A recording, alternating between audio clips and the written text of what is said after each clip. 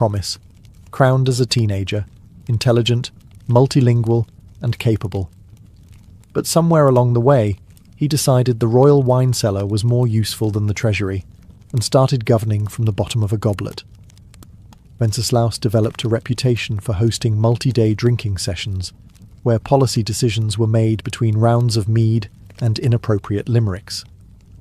His advisors began carrying flasks, not to drink, but to survive negotiations. At court, debates often ended with someone flipping a table or being challenged to a duel using breadsticks.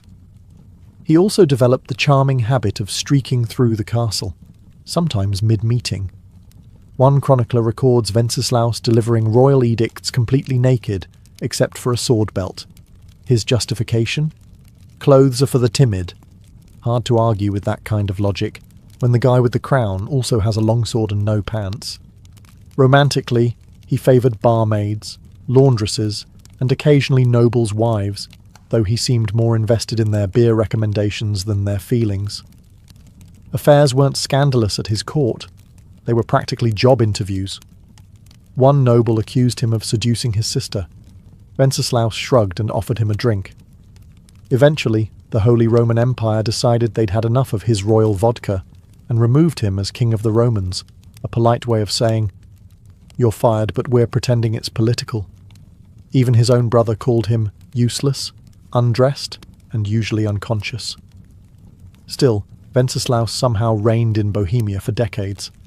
His people tolerated him the way one tolerates a loud uncle at a wedding, with eye rolls, careful seating plans, and lots of alcohol.